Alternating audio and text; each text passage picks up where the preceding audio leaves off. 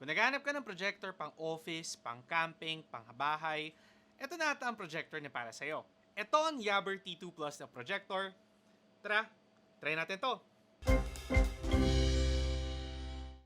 So, ang dami ko na talaga nakikita projector online and isa na talagang tumatak sa mata ko, sa mata talaga, is itong Yabber T2 Plus. Aesthetically kasi, talagang ang ganda lang tingnan ng projector na to. As in, ako, gusto ko lang yung aesthetic niya na mukha siya lampara. Tapos yung color beige niya na very classy lang in itong canvas design. So, syempre, nung lumapit sa akin yung Yabber, umuo kagad ako in collaborating with them. Tagal ko nang interesado kasi sa projector na to. Ngayon, hindi naman tayo basta magpapabulag porque maganda tingnan yung projector and nakikipag-collaborate tayo kay Yabber. Syempre, pag-uusapan natin dito sa video yung mga pros, cons, mga bagay na kailangan nyo isipin bago nyo bilhin ang projector na to. Kamusta nga ba experience ko sa kanya at kamusta rin ba siya para sa kanyang presyo? Pero syempre, bagong lahat mag-subscribe muna kayo by clicking the subscribe button below, hit yung bell icon para ma-update kayo sa mga susunod na videos at kung sakali nga na nakatulong sa inyo video na to, i-like at i-share nyo na rin. For now, simulan muna natin sa design ng Yabber T2 Plus. With the Yabber T2 Plus design, alam mong talagang ang inspiration niya ay yung mga lampara. So as a Green Lantern fan, tuwang-tuwa ako sa aesthetic ng Yabber T2 Plus. With the handle pa lang, natuwa ako dito sa silicone padding na ginawa nila para sa hawakan para mas madali nyong mabitbit or comfortably nyong mabitbit ang Yabber T2 Plus. Natuwa din ako sa accents ng design niya, katulad nila nitong golden ring para sa kanyang projection lens and also itong beige na canvas para sa kanyang speaker. Para din sa exhaust niya, hindi nila binasta-basta yung design kasi kita nyo naman yung grills dito sa harap and dito sa likod talagang may make sure nila na kahit alam mo yun, naka-standby lang siya sa bahay mo or sa office mo, maganda tignan ang projector mo. Isa sa main complaints ko talaga pagdating sa projector, very techy, parang appliance na gagamitin mo, mukhang pang office talaga. Pero with the Yabber T2 Plus, kapag nilagay mo lang siya sa isang tabi, magmumukha siya actually design or decoration. Kasi nga, hindi off-putting yung design niya or hindi na ito masisira yung overall aesthetic ng kwarto, entertainment room, or even ng office ninyo. However, moving past the design, doon naman tayo sa kanyang video quality. Siyempre, main priority natin sa projector yung kanyang video quality. Merong 450 ANSI lumens ang Yabber T2 Plus na enough naman to para magamit nyo even in broad daylight. ANSI lumens, kailangan nyo lang maging careful kasi some projectors, lumens lang yung ginagamit nila na value, pero ANSI lumens yung kailangan nyo, standardized value to para talaga ma-make sure nyo yung color quality kapag napo-project nga ang inyong projector. And with video quality, talaga nga naman natuwa ako sa kung gaano kaganda lang talaga yung projection niya. Ang ganda lang ng colors and contrast na kaya niya ma-project na coming from a different projector before, nabigla talaga ako sa kung gaano naka-improve yung quality ng projector na to. Kita nyo na lang dito sa sample videos ko, kahit yung hibla ng buhok kitang-kita nyo. And even yung mga blacks, kunwari kulay itim yung buhok ng character, kita nyo pa rin yung strand o kaya yung hawi ng kanyang buhok. Madalas kasi sa mga projector, yung blacks yung pinaka nagiging struggle nila. However, with the Yabber T2 Plus, hindi ko naman to naging problema. Naka 1080p resolution ang projector na to, which explains nga bakit ganun kaganda and detailed yung mga videos na kaya niya ma-project. And also, meron na rin siyang auto keystone function, so hindi naman kailangang sobrang perfect ng angle nyo. Malalaman niya kung medyo tagilid kayo ng konti at kusa na siyang mag-a-adjust. Take note lang na pagdating sa kanyang auto keystone, up to 20 degrees ng pakanan, pakaliwa, o kaya pataas at pababa yung kanyang adjustment na kayang gawin. Pag sumobra ka dito, magsa-struggle ka na with the Yabber T2 Plus. Personally, hindi to malaking bagay sa akin kasi yung 20 degrees naman enough na for the most of us. Video quality wise, masabi ko enough na talaga to na magamit nyo para sa inyong home theater, entertainment room, camping trips, or even sa office nyo dahil talagang very crisp at very good yung kanyang color production. Sabi ko hindi nagtipid ang Yabber pagdating sa quality ng kanilang video. At times pa nga doon kami sa projection nagpo-point ng remote kasi malinaw siya na minsan inisip mo TV yung tinitingnan mo kahit hindi naman talaga. Hindi naman siya sobrang linaw pero minsan nakaka-confuse talaga siya. In terms of sound quality naman, gumagamit siya ng JBL audio and isa pa to sa bagay na nagustuhan ko about this projector.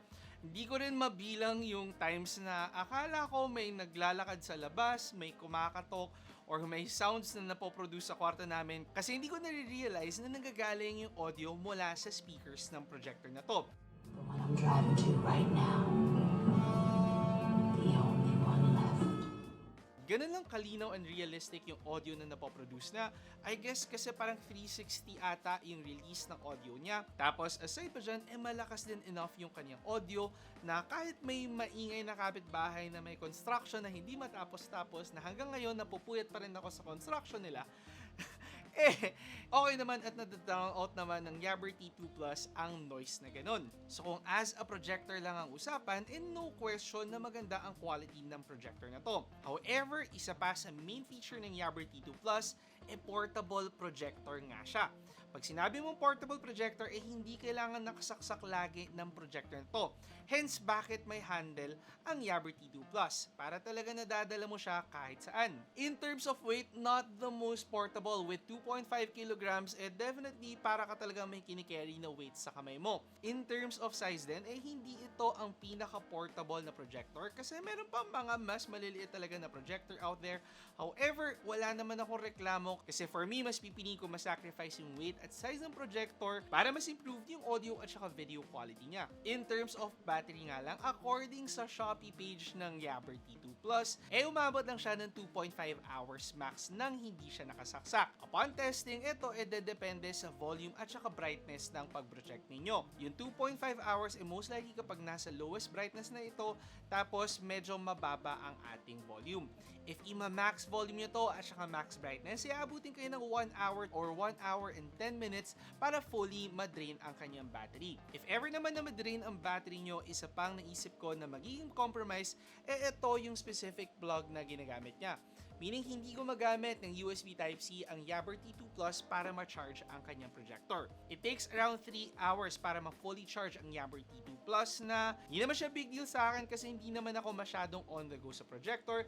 Pero if kayo kailangan talaga na fully battery operated ang projector at talagang fast charging, baka maging deal breaker ito para sa inyo. Ngayon, if sakaling gusto nyo mag-Netflix and chill on this projector, meron siyang TV stick na included. So isa nga lang sa parang concern ko din is sana ginawa na nilang built-in tong TV stick na to instead na kailangan nyo pang ikabit pero hindi naman siya matinding deal breaker para sa akin. Dahil nga may access ako to Netflix, Disney Plus or basically like any TV stick naman na mabibili nyo online. Ikakabit nyo siya dito sa likuran and at least naman kakulay niya yung Yabber T2 Plus so hindi naman siya nagsistick out masyado. Pwede nyo siyang makontrol gamit yung remote included na with the Yabber T2 Plus o kaya gamit yung Yabber app na pwede nyo ma-download through Google Play Store o kaya Apple App Store. However, from experience, using yung app gumagana lang siya kapag yung projector mismo yung ginagamit nyo pero once na pumasok na kayo sa kanyang HDMI dito sa kanyang TV stick, hindi na siya gagana. Isa pa na concern ko, walang physical buttons ang Yabber T2 Plus. Meaning lang nito kapag nawala nyo ang kanyang remote, medyo may hirapan kayong gamitin ang kanyang TV stick. So dito sa likuran ng Yabber T2 Plus, meron pa kayong ports na makuha. May USB Type-A port, HDMI port, audio jack, and also an Ethernet port. Sadly, hindi sila nag-include ng USB Type-C port on the Yabber T2 Plus.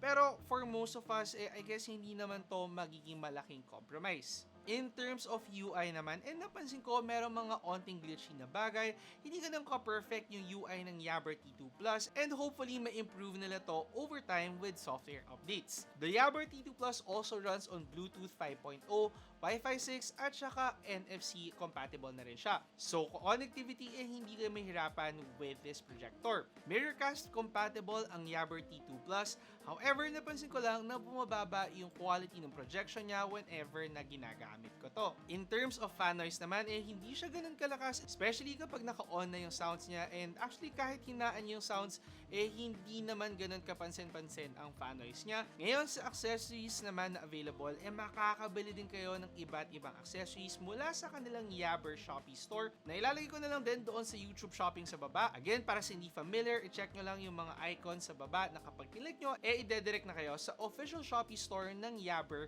dahil minake sure ko para safe kayo when shopping online. Pwede kayo makabili ng projector screen pero kami kasi since meron kaming malaking blank wall talaga, doon na lang kami nagpo-project. Meron din silang available na projector stand pero hindi kailangan na sa table siya nakatayo. Pero dahil compatible din siya actually with tripods, tripod na lang yung ginagamit ko for the Yabber T2 Plus. Meron din kayong pwedeng mabili na bag para sa projector na to para talaga mas madali nyo siyang dalhin on your trips. So sa lahat ng sinabi ko, magkano nga ba ang Yabber T2 Plus? Currently, nakakalaga siyang 20,990 pesos. At sa presyo na to, masasabi ko bang sulit ang Yabber T2 Plus? So definitely, meron tayong mga compromise na ma-encounter dito sa projector na to. Mainly, yung kanyang OS. Performance-wise at hardware-wise, definitely maganda ang makukuha nyo out of the Yabber T2 Plus and talagang napaka-flexible niya lang as a projector. Given nga na sobrang aesthetic nga lang talaga tingnan at nagmumukha lang siyang display sa bahay nyo kapag hindi nyo ginagamit, and also hindi siya ganun kalaki or madali lang talaga siyang gamitin. Madali siyang buhatin given na may sarili na siyang handle. Also syempre maganda yung kanyang audio at saka video quality. With OS naman, hopefully magkaroon nga tayo ng updates from Yabber para mas mapaganda pa lalo yung UI with this projector. Kasi para sa akin, yun lang talaga yung masabi kong malaking compromise with the Yabber T2 Plus.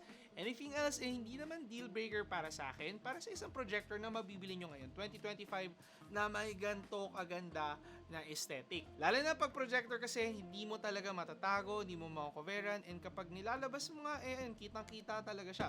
At kung sakaling plano mo bilhin ang projector na to, available siya sa YouTube Shopping. At para mas sulit pa lalo, minsan nagsisale ang projector na to kasi kung ngayon nyo siya bibilhin, mabibili nyo siya at only 17,480 pesos.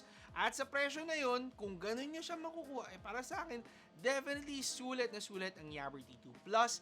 Isang magandang projector, literally maganda yung aesthetic at may magandang projection performance. Take note nyo lang syempre yung mga compromise na nabanggit ko dito sa video. Hopefully, nakatulong sa inyo ang video na to para malaman kung ito na ba yung projector na dapat na binibili nyo. Again, kung sakaling hindi pa kayo nakasubscribe, mag-subscribe by clicking the subscribe button below. Hit nyo yung bell icon para ma-update kayo sa mga susunod na videos.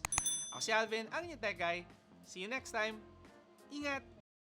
Nagustuhan nyo ba ang video ko? I-check out nyo ang aking channel for more phone, gadget, and laptop reviews. Tapos, meron pa akong tech tips and guides. Mag-subscribe by clicking the subscribe button below at i-hit nyo na rin ang bell icon para sa mga susunod ko pang videos.